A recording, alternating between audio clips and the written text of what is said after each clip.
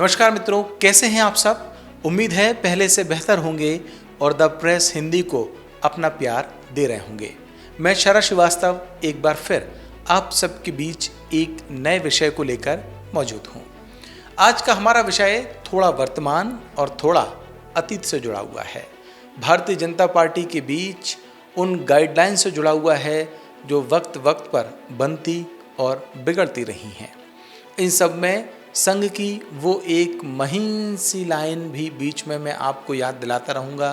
जो न होते हुए भी होती है।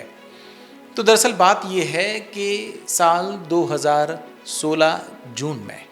एक ऐसा घटनाक्रम हुआ देश के दिल मध्य प्रदेश में, जिसने भारतीय जनता पार्टी के बीच 75 के एक फॉर्मूले को लेकर सबसे ज़्यादा चर्चा खड़ी कर दी। और वो विषय था तब की शिवराज कैबिनेट में शामिल दो वरिष्ठ मंत्री, पूर्व मुख्यमंत्री बाबूलाल गौर और मंत्री उस वक्त में जो थे सरताज सिंह से जुड़ा हुआ। इन दोनों नेताओं को शिवराज कैबिनेट से बाहर कर दिया गया था और वजह ये बताई गई थी कि पार्टी आलाकमान ने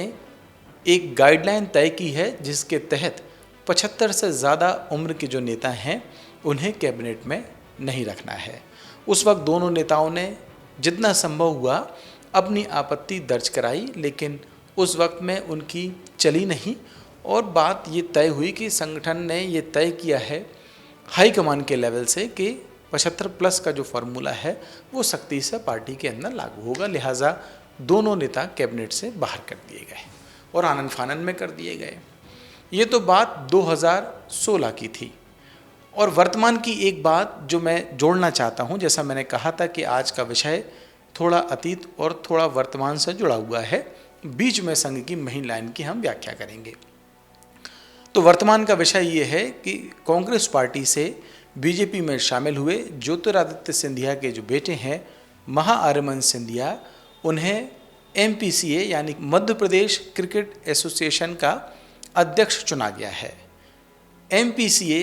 पर काबिज होने वाले वो सिंधिया परिवार की तीसरी पीढ़ी के सदस्य हैं, यानी कि महाआर्यमन सिंधिया के जो पिता हैं ज्योतिरादित्य सिंधिया, वो भी MPCA के अध्यक्ष रह चुके हैं। उससे पहले ज्योतिरादित्य सिंधिया के जो पिता थे स्वर्गीय माधवराव सिंधिया, वो भी इस MPCA के अध्यक्ष रह चुके हैं। लिहाजा ये जो चर्चा है वो आज इसी विषय पर है कि उनका जो चयन है महाआर्यमन सिंधिया का वो निर्विरोध किया गया है, लेकिन वो तीसरी पीढ़ी हैं सिंधिया फैमिली के जो इस संघ पर अपना कब्जा अब जमाने जा रही है, या कह सकते हैं कि जमा लिया है।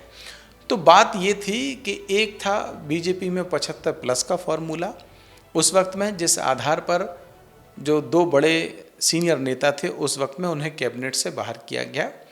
और एक विषय आज वर्तमान का है जिसमें परिवारवाद के तमाम आरोपों के बीच सिंधिया के बेटे महाआर्यमन सिंधिया निर्विरोध अध्यक्ष MPCA के चुने गए हैं। अब बात इसमें आती है कि आखिरकार इसकी चर्चा इन दो घटनाओं को जोड़कर कैसे की जा सकती है। तो यहाँ पर मैं आपको संघ के जो प्रमुख हैं मोहन भागवत, उनके दो बयानों को कोट करना चाहता हूँ। कुछ वक्त पहले एक बयान उनका हाल ही में आया जब संघ के 100 वर्ष पूरे होने पर एक कार्यक्रम का आयोजन किया गया था। उसमें मोहन भागवत पत्रकारों के सवालों के जवाब दे रहे थे और एक बयान उस आयोजन से पहले का था जिसमें उन्होंने ये कहा था कि 75+ की एज जब होने लगती है तो फिर व्यक्ति को रिटायरमेंट की ओर सोचने लगना चाहिए। उस वक्त में अगर कोई सम्मान मिलता है तो फिर उसका मतलब ये है कि अब जो रिटायरमेंट है उसका वक्त आ गया है। इसी से संबंधित सवाल जब उनसे उस प्रेस कॉन्फ्रेंस में किया गया जो 100 वर्ष पूर्ण होने के कार्यक्रम के दौरान आयोजित की गई थी, या वो पत्रकारों के सवाल के जवाब दे रहे थे ये कह सकते हैं, तो फिर उसमें उन्होंने इस बात को खारिज कर दिया और ये कहा कि उनका कहने का तात्पर्य ये बिल्कुल नहीं था कि 75 की एज में रिटायर हो जाना चाहिए। अगर संघ उनसे ये कहेगा कि उन्हें शाखा लगाना है तो फिर वो 80 की उम्र में भी शाखा लगाएंगे। तो अब ये तीन पहलू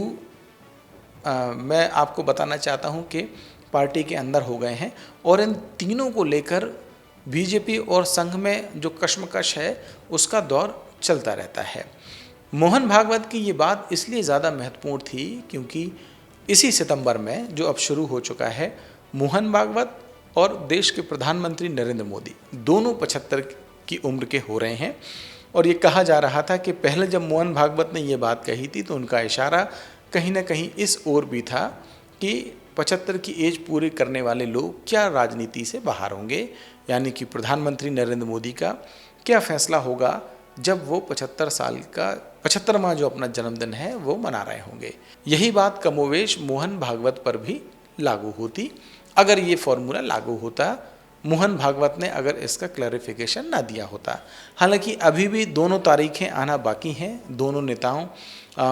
के जन्मदिन की, और ये देखना होगा कि उस वक्त में उनके फैसले क्या होते हैं। लेकिन आज मैं इनका संदर्भ क्यों ले रहा हूँ, बात इस पर करते हैं, नहीं तो जो बात है वो कहीं ना कहीं ड्रेल हो जाएगी और मुझे लगता है कि आम दर्शक भी उसको बेहतर तरीके से समझ नहीं पाएंगे।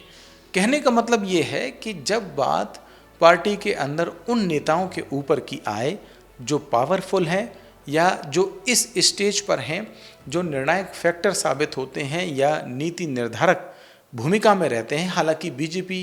एक ऐसी पार्टी है जिसे कैडर बेस पार्टी कहा जाता है, लेकिन ये कहना भी गलत नहीं होगा कि जो संगठन है उसके फैसले जो बड़े नेता होते हैं या पार्टी में प्रभावशाली पद पर होते हैं उनकी सोच या उनकी विचारधारा से प्रभावित होते हैं। तो जो बात मैंने बाबूलाल गौर और सरताज सिंह को लेकर कही थी, तो उस वक्त में क्योंकि जो मध्य प्रदेश की राजनीति है उसमें शिवराज सिंह चौहान जैसे दिग्गज नेताओं का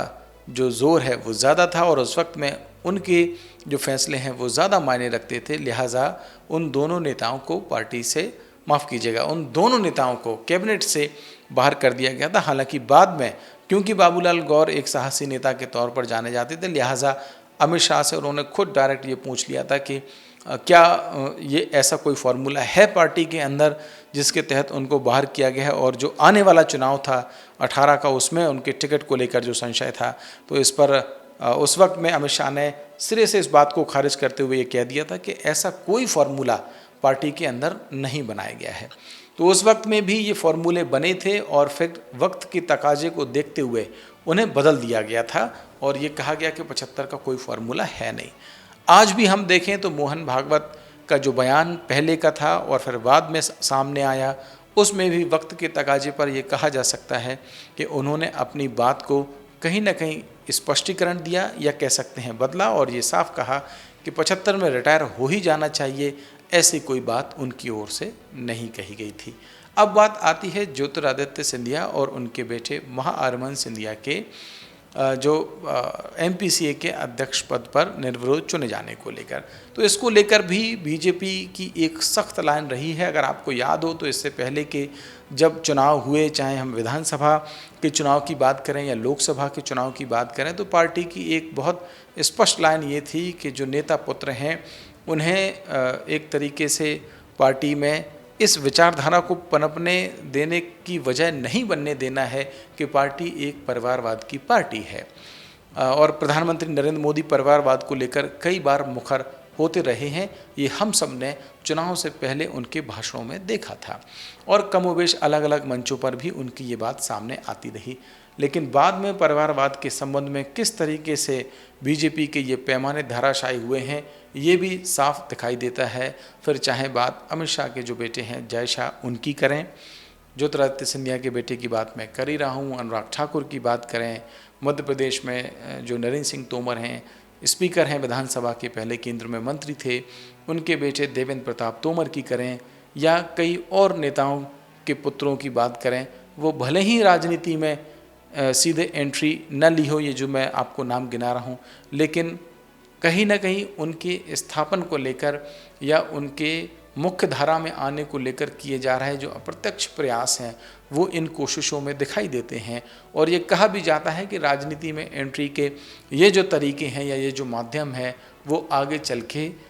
जो तरीके हैं वो सफल साबित होते हैं। अनुराग ठाकुर के बारे में हमने देखा, वो केंद्र में मंत्री भी रहे। राजनाथ सिंह के बेटे पंकज सिंह की अगर हम बात करें तो वो भी राजनीति में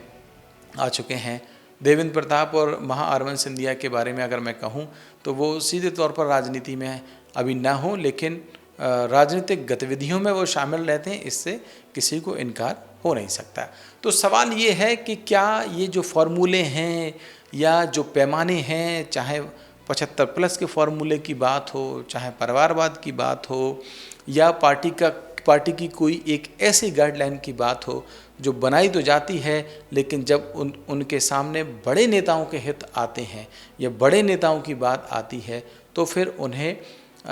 वक्त के तकाजे पर देखते हुए या सुविधा को देखते हुए शिथिल कर दिया जाता है, या फ्लेक्सिबल अगर हम कहें कर दिया जाता है। और ये जो नियम है सिर्फ उन्हीं नेताओं पर लागू होते हैं जो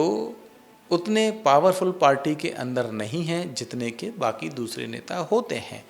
तो ये जो पैमानों की बात है वो आखिरकार बाबूलाल गौर से लेकर मोहन भागवत की बात से लेकर और सिंधिया के बेटे तक के जो अलग अलग फार्मूले हैं उन पर आखिरकार अलग अलग लागू क्यों होती है, ये एक बहुत बड़ा सवाल है। और पार्टी के जो कार्यकर्ता हैं भले ही अनुशासन की डोर में बंधे हुए मुखर तौर पर अपनी बात सामने न रखते हों, लेकिन उनके बीच में ये चर्चाएं ज़रूर होती हैं कि आखिरकार उनके लिए नियम कायदों की सख्ती इस हद तक होती है कि उससे बाहर जाने पर उन्हें अनुशासन का डंडा झेलना पड़ता है। लेकिन जब बात बड़े नेताओं की या बड़े नेताओं के बेटों की आती है तो नियम शिथिल कर दिए जाते हैं अलग अलग वजहों को बताकर। क्या वाकई में पार्टी विथ डिफरेंस का दावा करने वाली बीजेपी में ये पैमाने सिर्फ दिखावे होते हैं, या वाकई में पार्टी इनको सेट करना चाहती है? इस बारे में आप क्या सोचते हैं? अपनी राय हमें कमेंट करके बता सकते हैं। और अगर द प्रेस हिंदी को आपने अभी तक लाइक और सब्सक्राइब नहीं किया है तो अभी करें। और आज इस विषय पर मेरी ये चर्चा यहीं तक, इजाज़त दीजिए। नमस्कार।